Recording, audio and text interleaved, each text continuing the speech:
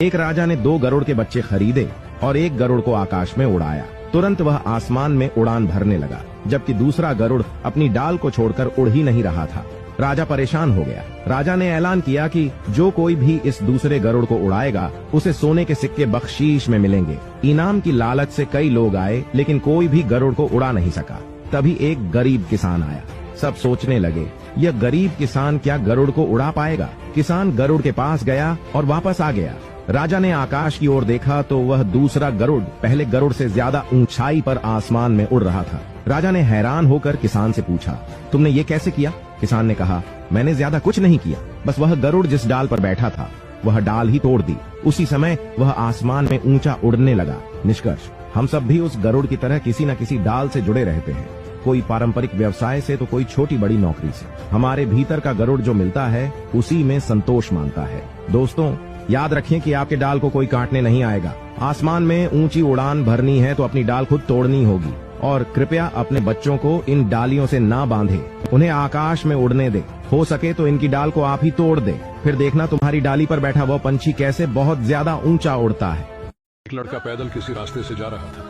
वो देखता है कि एक खंभे पर एक पर्ची चिपकी है और उस पर्ची में कुछ लिखा हुआ है। वो लड़का थोड़ा नजदीक जाकर पर्ची पढ़ने लगा। उस पर्ची में लिखा था, कल इस रास्ते से गुजरते वक्त मेरे 100 रुपए कहीं गिर गए थे। मैंने ढूंढने की बहुत कोशिश की, लेकिन मुझे वो नहीं मिले। यदि किसी को मिले तो कृपया इस पते पर पहुंचा देना। पर्ची में उसका एड्रेस भी लिखा हुआ था। लड़के को उस एड्रेस पर जाने का मन करने लगा। वो उस एड्रेस पर जाकर देखता है कि वहाँ एक झोपड़ी है। लड़के ने आवाज लगाई तो उस झोपड़ी में से एक वृद्ध औरत लाठी के सहारे बाहर आती है। लड़का समझ गया कि ये वृद्ध औरत अकेली ही इस झोपड़ी में रहती है। उसने कहा, माँ जी, आपके 100 रुपए जो गिर गए थे वो मुझे मिले हैं, ये रहे आपके 100 रुपए। उस लड़के की बात सुनकर वो वृद्ध औरत रोते हुए कहती है कि बेटा, अब तक करीब 15-20 लोग मुझे 100 रुपए देकर जा चुके हैं। बेटा, मुझे ठीक से दिखाई भी नहीं देता है और मुझे पढ़ना भी नहीं आता है। पता नहीं किसने मेरी ऐसी हालत देखकर मेरी मदद करने के लिए ऐसा किया है, और वो रुपये लेने के लिए नहीं मानती है। लड़के के बहुत आग्रह करने के बाद वो वृद्ध औरत मान जाती है, लेकिन वो उस लड़के से कहती है कि तुम जाते वक्त वो पर्ची वहाँ से फाड़ कर फेंक देना। लड़के ने कहा, माँ जी,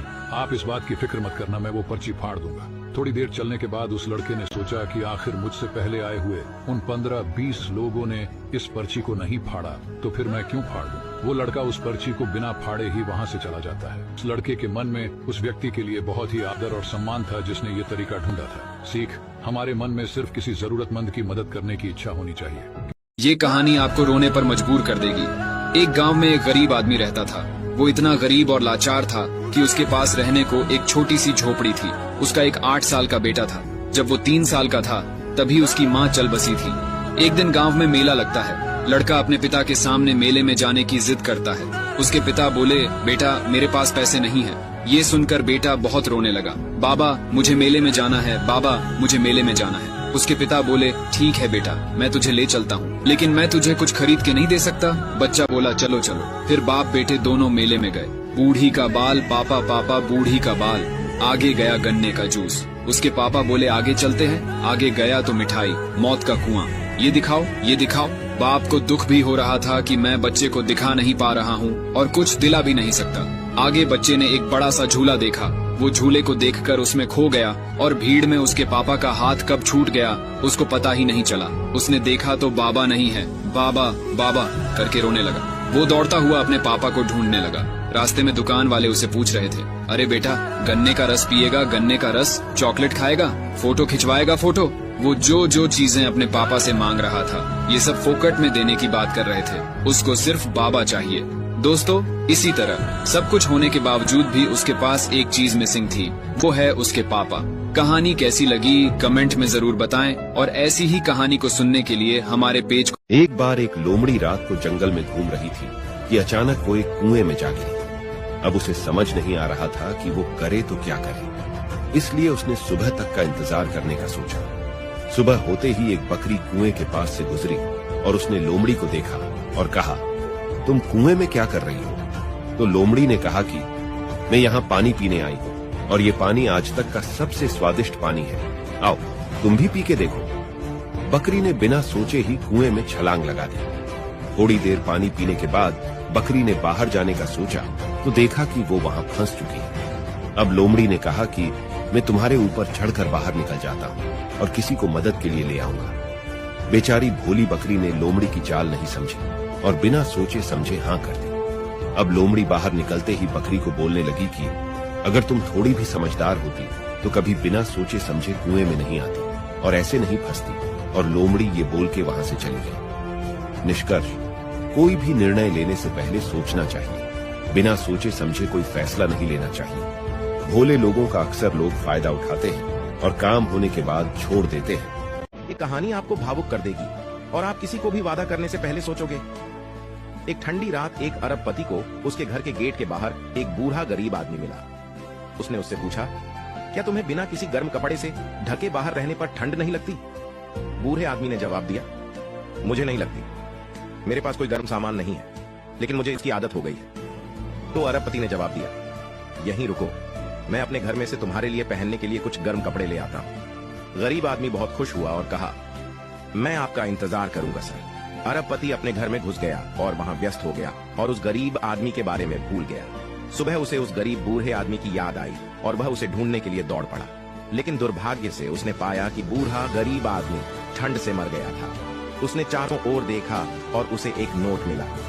यह बूढ़े गरीब आदमी द्वारा लिखा गया था और नोट में गरीब बूढ़े ने लिखा था, जब मेरे पास कोई गर्म कपड़े नहीं थे, मुझ में ठंड से लड़ने की शक्ति थी क्योंकि मुझे इसकी आदत थी। लेकिन जब आपने मेरी मदद करने का वादा किया तो मैं आपके वादे से जुड़ गया और इससे मेरी ठंड को सहन करने की शक्ति खत्म हो गई।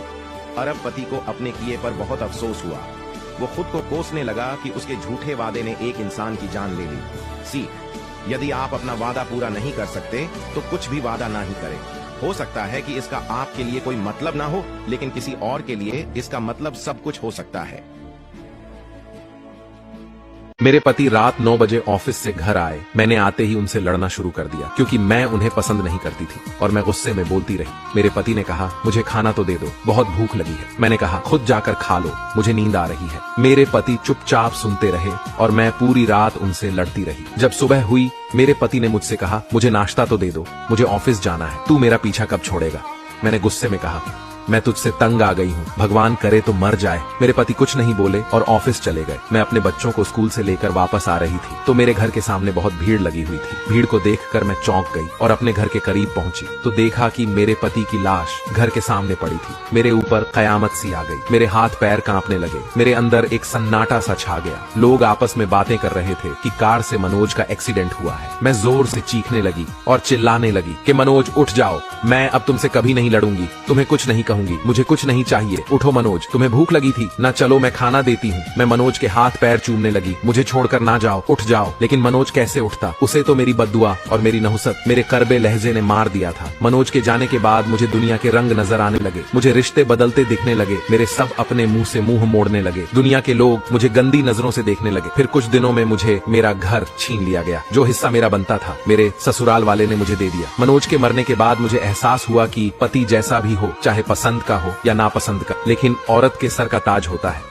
माँ ने अपने बेटे को रात के 12 बजे फोन करती है। रिंग बजती है। बेटा फोन को रिसीव करता है। तभी माँ बोलती है, जन्मदिन मुबारक हो बेटा। माँ बहुत खुश थी क्योंकि उसका बेटा आज 25 साल का हो गया था। तभी बेटा गुस्से में बोलता है, माँ तुझे समझ में नहीं आता है क्या? इतनी सी बात के लिए मेरी नींद खराब कर दी? यह बात तो तू मुझे सुबह भी बोल सकती थी। इतना कहकर वह फोन काट देता है। थोड़ी देर बाद पिता बेटे को फोन करता है और बोलता है, बेटा मैंने इसलिए फोन किया हूँ कि तुम्हारी माँ बिल्कुल पागल है। वह इतनी पागल है कि पिछले 1 महीने से मुझे हर दिन तेरा जन्मदिन याद दिलाते आ रही है और आज खुद अपने हाथों से तेरे लिए केक बनाया है। ऊपर से ये जिद कर बैठी है कि जब तक तुझे विश नहीं कर देती तब तक खाना नहीं खाएगी। पिता कहते हैं कि तुम्हें पता है बेटा, वह तो 25 साल पहले ही पागल हो गई थी। जब डॉक्टर ने कहा था कि या तो हम बच्चे को बचा सकते हैं या माँ को, उसने बिना 1 सेकंड भी सोचे बच्चे को बचाने का फैसला ले लिया और मुझे भी कसम देकर उस फॉर्म पर साइन करने के लिए मना लिया था जिस पर लिखा था उसकी जिंदगी इस ऑपरेशन से खतरे में है और अगर उसे कुछ होता है तो उसके जिम्मेदार डॉक्टर नहीं होंगे। अब तू ही बता बेटा, बिना तुझे देखे जो औरत तेरे लिए मरने को तैयार हो जाए तो उसे हम पागल नहीं कहेंगे तो क्या कहेंगे? इतना कहकर पिताजी ने फोन रख दिया। तब बेटे को एहसास हुआ कि वह जो कर रहा है वो भूल नहीं गुनाह है। माँ बाप तो भगवान का रूप होते हैं। फिर बेटे ने अपने माता पिता को फोन किया और रोते हुए माफी मांगी और हमेशा उनका आदर करने का वादा किया।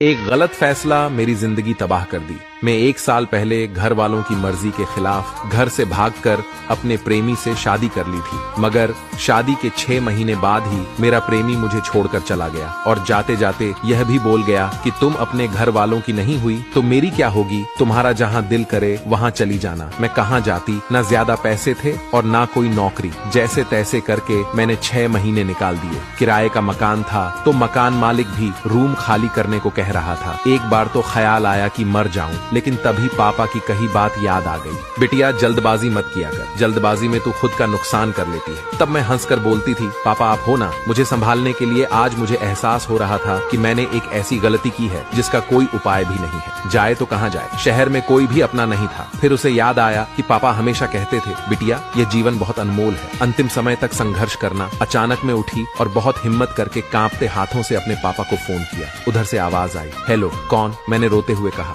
पापा मैं आपकी बदनसीब बेटी। मगर पापा ने कोई जवाब नहीं दिया। उसने रोते हुए अपना पता बताया और बोली, पापा आखिरी बार संभाल लो, फिर कभी भी जल्दबाजी नहीं करूंगी।